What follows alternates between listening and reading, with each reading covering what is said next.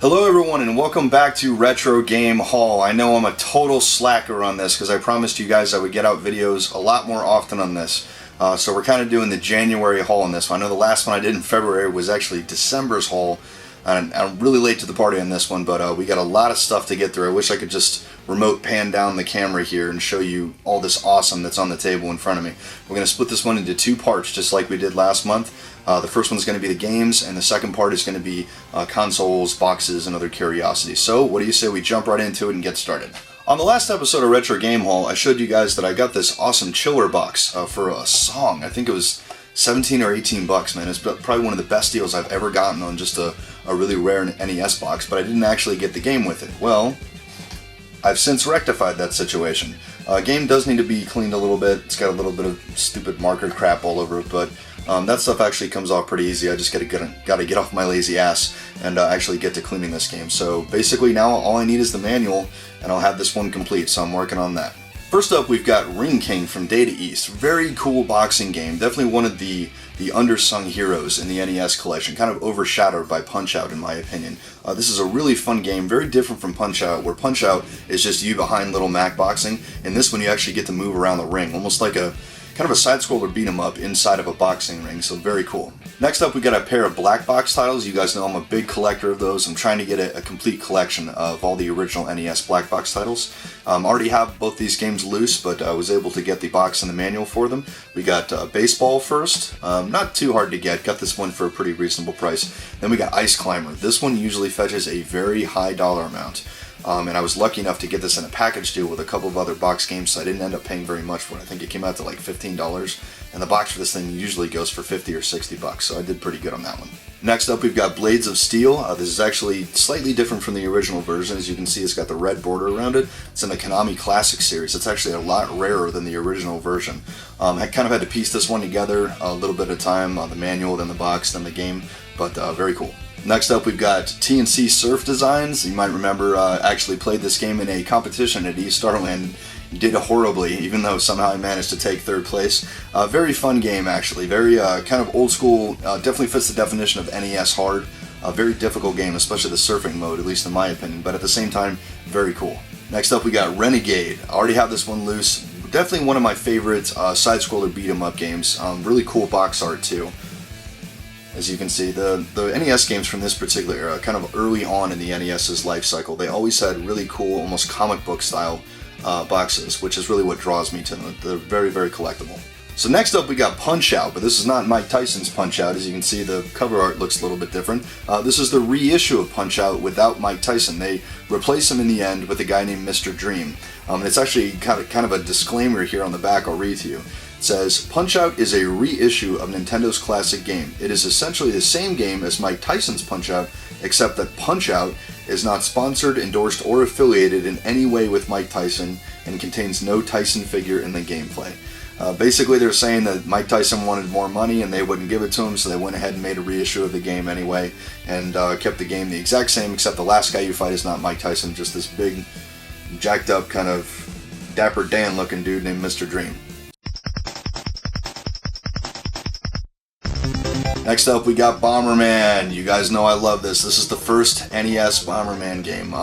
Boxes for these are usually pretty tough to find. This is actually one of the games I got in the package deal with Ice Climber. And like I said, since I got him to kind of give me a package price on the whole thing, I paid very, very little for each individual box. Definitely not the best Bomber game in my opinion. There are definitely a lot better ones in this. Bomberman 2, Super Bomberman 1 and 2, Bomberman 93 or Bomberman for the TurboGrafx are easily way better games, but there's just something nostalgic about this one, even though it's slow moving, and the playstyle of Bomberman has definitely evolved into something a lot greater than that since then. But regardless, for a Bomberman collector like me, you've got to get them all, so this is definitely a great addition to the collection. Next, we've got something that is purely for the Bomberman collector in me. I really have no intention of playing this. I just got this because I would like to have a complete Bomberman collection. This is actually Bomberman Collection, which is 3 games collected into one little package. You got Bomberman, Bomberman 93, which is my favorite one, and Bomberman World, all in the same game. This is actually for your PC CD-ROM. I'm sure I could throw this on my computer and play it, but I have all 3 of these games individually, so really no need for that. I more or less bought it because it's a cool looking box and it's very different looking from the other Bomberman games, and it's gonna look neat on a shelf. I mean, I know that's totally stupid, but if you're just trying to round out your collection for things like this, and you can get little trinkets like this for not a lot of money, just to kind of enhance the layers of your collection, then why not? Next up, we got Double Dragon. Man, it all really started here with the original. I specifically remember playing this on my next door neighbor's Nintendo and just being blown away, even though this is almost nothing like the arcade game. No two-player co-op, which sucks. I mean, it can't be Double Dragon. I mean, it's got the word fucking double in the title, and there ain't double. It's one dragon taking on everybody. But regardless, it's still a lot of fun to play. It still kind of brings you back to that nostalgia, and the box is actually not in too bad a shape. So again, got this in the package deal with Bomberman and Ice Climber, so very cool. Next up, we got Target Renegade, also made by Taito, who made the original Renegade, but it's not exactly a sequel to Renegade, at least not in my opinion. It doesn't really follow the same story. The characters look a lot different. As a matter of fact, your character looks a lot more like the dude from Double Dragon than he does from Renegade, but at the same time, it's the same style of gameplay as Double Dragon and or Renegade. Side-scroller, beat 'em up. Definitely a very, very hard game. Easily harder than either of those two games combined. I remember buying this when I was a little kid, and this is a controller breaker, man. I mean, you're just so fucking infuriated with this thing. You're just throwing your controller down and rage quitting every time, but I guess that's what makes those old NES games fun, right? So next we got my only Super Nintendo game for this month's haul, Zombies Ate My Neighbors. Have the game, love the box art. This is almost certainly one of my favorite Super Nintendo games, if not one of my favorite video games of all time. I remember just playing the shit out of this when I was a kid, and the little character Zeke, you can't see on the cover here, but little 9-10-year-old dude with blonde hair up to here in 3D glasses. I actually went as Zeke for Halloween when I was a little kid, because it's so easy to put the costume together. Just bought a blonde wig and 3D glasses and I was set. Definitely changed my life as far as video games were concerned. I've really been hoping that somebody was going to update this and bring out a sequel or something. I know they did do one with Ghoul Patrol, which was kind of sort of a sequel, but I don't know. I just really think that this franchise could be revisited by Konami and updated for the 21st century. I still think it's relevant, and I still think people would play it. It probably would not be a major release like on a disc or something like that. It'd probably be something more like Xbox Live Arcade or the Wii Virtual Console or something like that. But there's definitely a market for those things. I mean, they're definitely making money on them. So Konami, if you're watching, this is my suggestion for you. You know what this is. Turok the Dinosaur Hunter for the Nintendo 64. The first game I ever bought for the Nintendo 64 after I bought it. Right after Super Mario 64, of course. Really changed shooters forever. This thing was so revolutionary when it came out and just blew everyone away. Has my favorite gun of all time in any first-person shooter, the Doomsday Cannon. When you fire that thing off and you just see a little charge go, and the next thing you see is the white blinding light and then a mushroom cloud, and it looks like you're ringside at the apocalypse. God, that was badass. And it really still is. Turok, very long-running series. They put one out for Xbox 360 not that long ago, which I thought was a little bit underrated. That was a pretty cool game. And definitely, this is one of the games that actually holds up pretty well. It's still pretty fun to play, actually. Next up, we've got some loose NES games. So first we got Rygar from Tecmo. Man, what a cool game for the NES. Just your dude with this freaking shield that's rocking on the chain. Almost like a kind of a fantasy version of Castlevania when you think about it. Definitely very interesting. Next we got Arkanoid. Man, what an awesome game. I mean, this game, guys, was the inspiration for Brick Breaker that I'm sure that a lot of you have played on your Blackberries and other smartphones and whatnot. This is pretty much the game that started it all.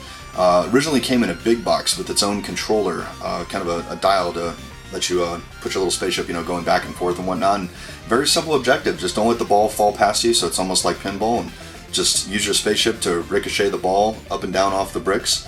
Mindless, stupid, kiddie fun, but still very awesome. Next, we got some loose Nintendo 64 games I scored at Goodwill. First, we got WrestleMania 2000. Definitely the first really good wrestling game on the Nintendo 64. This is the one that kind of set the standard. The character creation, the music, everything, the licensing they gave us from THQ, who also made WCW NWO Revenge. This is the one that kind of set the standard for wrestling games, and THQ actually had that license for the better part of a decade with the WWF, soon to be the WWE after that. But of all the wrestling games I've ever played, this one definitely takes the cake. I played the shit out of this thing. Then we got No Mercy, also from THQ, basically the follow-up to WrestleMania 2000. Very cool game, just kind of took it to the next level as far as the wrestling games were concerned, where The character creation was even more in-depth. You could do season mode where there would be storylines and everything behind it. You could take the Rumble backstage, take somebody out of the ring into the backstage, throw them through plate glass windows and things like that. I mean, this definitely brought wrestling games into the 21st century, no doubt. Then we got Ready to Rumble Boxing, originally released on the Dreamcast, but eventually ported over to the Nintendo 64. One of the most fun boxing games I've ever played in my life. Just kind of silly, stupid fun. All the characters are really interesting. This did have a sequel, Ready to Rumble Boxing Round 2, which featured Michael Jackson as a playable boxer, which was awesome, because instead of when the normal characters, when they go into Rumble mode, it'll be like, Rumble, like Michael Jackson would actually do his like, hey, type shit. It was fucking amazing. It made just so much silly, drunken fun with your friends. Next up, we got a pair of PlayStation long box games. For those of you not know, the original PlayStation boxes look like this. They're somewhat highly sought after, even though they're not really valuable at this point. These things are literally twice the size as the updated version of the PlayStation case, which was basically just the size of a CD. The long boxes definitely have way better artwork. You've got full artwork on the back and everything, just a little more artsy-fartsy. Looks a little bit better on the shelf. It's roughly the size of a Sega CD game, more or less, but pick these up for a couple bucks a piece. Pretty much anytime I see a long box game that I can get for a few dollars, doesn't really matter what it is, I'll go ahead and pick it up because these are getting harder and harder to find. Then we got some regular PlayStation games. We got Namco Museum, what is this, Volume 3? Galaxian, let's see, Miss Pac-Man, Pole Position, Dig Dug, ooh, gotta love that. Phozon, I don't remember what that other one is, but well, for only $1 and you get all those classic games and you can rock them on your PlayStation, that's definitely a no-brainer. Then we got a pair of Contra games. We got the Contra Adventure. I've actually never played this game before, but looking at the back of it, it's definitely your standard Contra fare. Side-scrollers, shoot 'em up, that type of thing. Just the old school classic Contra, as we all know and love. Then we got Contra Legacy of War. This one definitely stepped it up a notch and brought Contra kind of into the 3D realm of gaming, instead of just side-scrolling, top-down, and at the classic, side-scrolling Contra stuff, but it just added kind of a whole new dimension, pun intended, to Contra playing, and was definitely one of the better Contra games for the PlayStation. Next, we got some PlayStation 2 games. Keeping with that same Contra flow, we got Contra Shattered Soldier. Awesome-ass Contra game, man. In my opinion, the best one on the PlayStation 2. Rockin' soundtrack, man. They got some metal bands to come in and do the music for them. Really intense shoot 'em up, hard as fuck too. I mean, all Contra games should be hard in my opinion. The Contra code should be almost required, just because the game is so fucking infuriatingly difficult. But regardless, very good game. If you're a PlayStation 2 collector, pick this one up. Next, we got Devil May Cry 3. Love the Devil May Cry series. Just this little gem from Capcom that has survived over, what are we up to, like the third or fourth console that this thing has been on. Started on the PlayStation 2, went over to the Xbox 360, and I've heard that they're making a new one for the Xbox One and the PlayStation 4, so the saga continues. Next, we got Jak 3 from Naughty Dog, the guys who make the Uncharted series. Confession, guys, I've actually never played a Jak game. I've heard that they're really good. I just never really got around to that part of the PlayStation catalog, but I'm looking forward to playing this one. This is definitely a series I'm extremely familiar with. As you guys may remember from my Xbox Hidden Gems video, the Hunt of the Reckoning series, Redeemer was on that list. This is the PlayStation 2 exclusive Hunt of the Reckoning called Wayward, where you get the extra guy, the little guy with the pickaxe right there in the front. It's definitely very different from the other games in the Hunt of the Reckoning series. You have a very finite amount of lives, no infinite continues or anything like that, so the difficulty is definitely a lot harder. The 4 original characters do return, so Father Esteban, Cassandra, Spencer Wyatt, and Samantha Alexander are all in this game, and you get the new guy, Joshua, who's the Wayward. It does have kind of an interesting level up system, which is what sets it apart from the other games in this series, and it's still a lot of fun, so a very welcome addition to the collection. Next up, we got the Grand Theft Auto Double Pack for the Xbox. You get Grand Theft Auto 3 and Grand Theft Auto Vice City on the Xbox. In my opinion, even if you got this on the PlayStation 2, guys, it's worth the upgrade to get it on the Xbox. The Xbox has got a little bit more horsepower than the PlayStation 2 does, so the graphics are a little bit more polished, sounds a little bit better, the play is just a little bit more refined, and since you can get these very cheap these days, and this is definitely going to be a collectible, just having the box set someday, for the younger collectors who are going to be our age someday, this is definitely going to be the things that they're going to look back on and want to collect someday. So if you can find this out in the wild for just a few bucks, go ahead and pick it up. So next up, we got some TurboGrafx 16 games. First is just a loose game, Bravo Man. I have acquired the pamphlet for this, and I'm getting a custom case made for it so I can piece this thing together. Never played Bravo Man. He's kind of like a sort of a stretchable superhero, I think, from what I understand, so I'm looking forward to checking that out. Next up we got Night Creatures. I actually don't know too much about this game. The cover art looks kind of interesting, almost looks like Altered Beast or something like that, so I guess I'll check this one out and just see what it's like. Next up we got Time Ball, again a game I really know nothing about. There's a lot of really obscure TurboGrafx-16 titles on there that I really haven't had much interaction with, but that also kind of adds to the allure to them in my opinion, because it's almost like playing a brand new game. You know, you don't know much about it, no one you know has it, so when you crack it open it really is kind of an interesting first experience. Next up we got Super Volleyball. Never played it, but I'm sure it's just a standard volleyball style game. This one might actually be 4 players, so I can break out the Turbo Tap and rock it with a few buddies, so that should be awesome. Next up we got Fantasy Zone. Looks like a shooter, which I've said many times, guys, the TurboGrafx-16 is the 16-bit console to have if you're going to do shooters. That's really their strong suit. With the GPU that's in that thing, there's a lot of really great titles. If you really like shoot 'em ups, that's the console you need to collect, and I'm sure that this one will be no exception. Next up we got Crater Maze. Again, don't know much about it. Looks like some kind of platformer or something like that. Little guy jumping over the angry as fuck caterpillar there, and some kind of giant Godzilla thing in the background.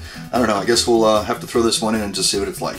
Next up we got a couple of boxed Game Boy games. First we got Motocross Maniacs. This has got to be one of my favorite original Game Boy games ever. One of the first ones I got after I got my first Game Boy. I remember playing the hell out of this whenever my family would go on vacations, those really long car rides. You know, this is before we had movies when you're on the road. There was no portable DVD players back then. DVDs didn't even exist. So we had to find ways to entertain ourselves. So my sister and I would just be in the backseat with our Game Boys rocking out. And I would really love playing this game. It was basically like the Game Boy version of Excite Bike, which is an NES classic. And this one definitely took it to a few new levels where you could do loops and things like that instead of just jumping over big jumps. And very fondly remembered for me. Then we got Motocross Maniacs Advance. I'm assuming just kind of the sequel to Motocross Maniacs for the Game Boy, just updated for the Game Boy Advance. You got 4-player link battle, so you can take on your buddies with the Game Boy Advance link cable. You got it in full color, updated graphics, and I'm sure the same level of craziness, dirt bike stunts and things like that the Motocross Maniacs series is known for. So I'm really looking forward to checking this one out. Alright, so we'll step out of the retro thing, even though technically this is retro since these are last-gen consoles, and do a few more modern games. So first up we got Resident Evil The Umbrella Chronicles. As I understand it, this is a shooter that you can use the Wiimote Zapper for. I'll pretty much buy almost anything that's in the Resident Evil series. I just really enjoy the mythos and the backstory that's behind these things. Such a rich layer of character detail and everything to go with that whole story, and it's always been such a treat to do things like that. Plus I love shooter games, especially if they're 2-player shooter games. Those are always a lot of fun, so looking forward to putting this one in my Wii and checking it out. Next up we got House of the Dead 2 and 3. Awesome stuff, man. I mean, this House of the Dead definitely took the rail shooter to a whole new level in the arcades. And from what I hear on the Wii, this is definitely one of the better ones to have if you've got the Wii Zapper. It's a lot of fun to get in there with a buddy with a pair of Wii Zappers and look like idiots shooting invisible monsters on your television. But in all seriousness, guys, House of the Dead, definitely one of my favorite rail shooter series. Next up we got Fable for the Xbox. No, I'm going to lose some credit on this one, guys, but I've never played a Fable game before. Obviously these games have won Game of the Year and have received just ridiculous amounts of critical acclaim for their just ingenuity in the RPG series and the fact that your character actually grows up, throughout the course of the game. You start as a kid and you end up as an adult. So I'm looking forward to checking this one out and eventually getting knee-deep into the Fable series. Next we got the Game of the Year edition of Halo for the Xbox. I had the standard edition, but well, this one's shinier. And I mean, who doesn't love collecting for Halo, right? I mean, you can get these for just a few bucks right now because the Xbox collecting market really hasn't gone really anywhere, so the Xbox games are really cheap, and there's a huge library of great games for that console that's really underappreciated in my opinion. So if you've got the cash and you can come across these things in the wild, definitely start picking them up. Next up we got something that I hadn't seen before, and I just saw it I think for $1 in one of my local thrift stores. It's Ultimate Codes for The Legends of Zelda The Wind Waker. It looks like it's for GameCube. You got a little GameCube sized disc in there. I guess it's just cheats and walkthroughs and stuff like that for it. I just thought it would be kind of a neat little curiosity to add to the Nintendo collection. Next up we got Alone in the Dark from Atari. Be honest with you guys, I think I paid $1 for this, and that's about all I would pay for it. Not really a good game, but I think this is destined to go on to be valuable because it didn't sell very well. So this one might actually go up in value one day, and who knows, you know, I might need it for a trade or something, so it's always nice to have extras. So that wraps up part 1 of this month's edition of Retro Game Haul. We covered the games. In part 2, you should see a link to it down there in your description box, where we're going to check out the boxed consoles, loose boxes, and other just random curiosities that I picked up along the way. Thanks everyone so much for watching. I'll see you in part 2, and to all my fellow gamers, retro or not, game on.